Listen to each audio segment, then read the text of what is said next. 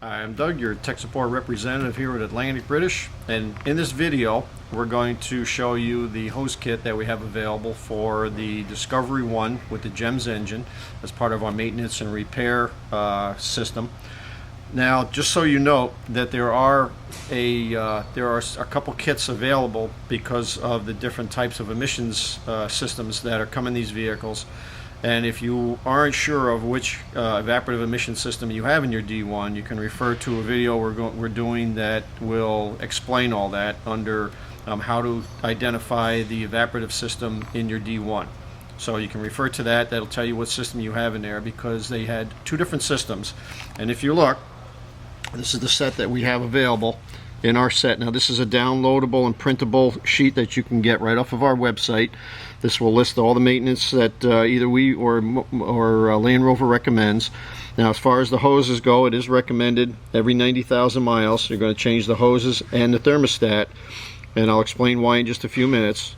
But for this, you'll see that there is a 1996 to mid-97 evap system, the standard system, and then there was an advanced system that they used from mid-97 and 99.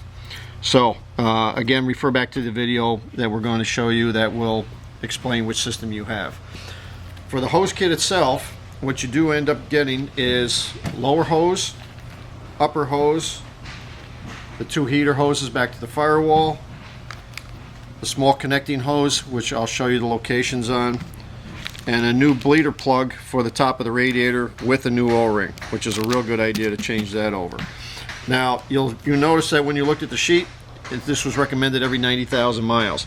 Not only do hoses dry up and become brittle, but they become very soft on the corners, just simply due to coolant flow over a 90,000 mile period of time. And it will wear away, just like a river wears away the rocks on a corner of a bank. That after a while it'll eat away on the inside of the hoses. And generally when hoses fail, it's generally due to wear on the inside, not on the outside. So you want to keep that in mind. So what we're going to do is we're going to show you the locations of these hoses and where they mount, and get you set up from there. Alright, so obviously the first step in changing the hoses over is going to be to drain the coolant. Now, these particular vehicles don't have a drain plug on the bottom of the radiator, so generally everybody looks at the only way to drain them is to pull the lower hose, which makes one heck of a mess. And there's a little trick I'll show you that you can do to drain off about 90% of the coolant in this vehicle. You have a bleeder plug on the top of the radiator, which we're going to remove that. You can either take out with a wide blade screwdriver, or you'll notice that it's even hexed out, so you can put a wrench or a socket on it to remove it. Secondly, and I'll show you a bolt on the bottom of the water pump that you can take out.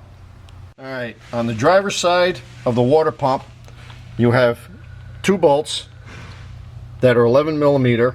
The bottom bolt right there, when you take that bolt out, you will drain about 85 to 90% of the coolant out of this vehicle. So you put a pan underneath to catch the coolant, take that bolt out, which you can access simply by either, if you have small hands, you can reach around underneath the power steering pump to take that out. If you feel uncomfortable with that, you can remove the fan and the belt, and that gives you easy access to that lower bolt as well. But just when you're done and once it's drained out, don't forget to put the bolt back in.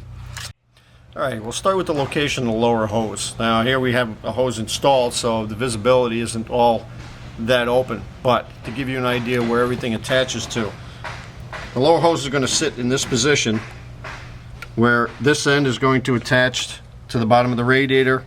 You'll see there's a clamp right there. You're going to simply unclamp it and remove that.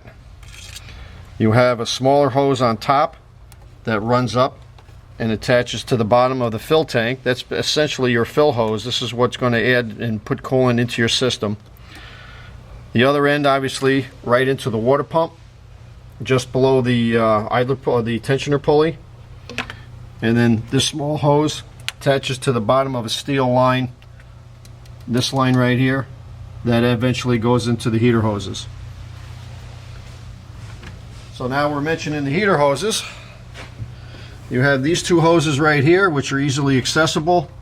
You'll see the difference in the contours. You just simply match it up to the one that you're removing and reinstall. Just a matter of clamp, unclamp, cut, remove it, install the new one. Check the clamps. If you find one that really feels very stiff and tightening and whatnot, you probably want to replace it. And then you have the small connecting hose. You have a metal line right here that came off of the heater hose you just replaced, and this is short little hose right here. Now this hose is sized differently on each side, so you may initially, when you go to put it on, it may seem too small or too big. Flip it around, you probably just had it on backwards. One end is wider than the other.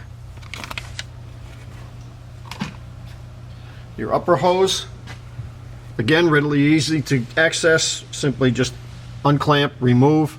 One end is at the thermostat, one end is at the radiator. Now when you have this end removed, now's a good time to change that thermostat. Alright, to access your thermostat, you've got a bolt here and a bolt here, both easily accessible. You pull the housing off, you want to clean it off, and then take note when you pull the old thermostat out in the direction that that thermostat is installed in this housing.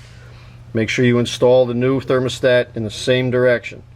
There'll be a new gasket, so you want to make sure you thoroughly clean off all the old gasket material from the housing and from the intake manifold before you reinstall. Simply just get everything lined back up. Now, one tip that I'll give you on the thermostat is when you install the thermostat, you'll notice this little plastic piece right here. This is basically a bleeder. This helps allow air to escape out of the system when you're refilling it. So when you install it, and you can see the other side of it right here, there's an open hole. Make sure that that is in the 12 o'clock position when you install this on the car. This will make it much easier to bleed. So again, take note, make sure you got this little bleeder on the 12 o'clock position when you install your thermostat. And that's pretty much it. That's where the hoses go. That's how they install. Again, this is something that you want to do on a regular basis, definitely every 90,000 miles. Nothing worse than being stuck on the side of the road with a blown coolant hose. So when you're ready to change the hoses over on your vehicle, make sure you call any of our knowledgeable salesmen at 1-800-533-2210. And thanks for watching.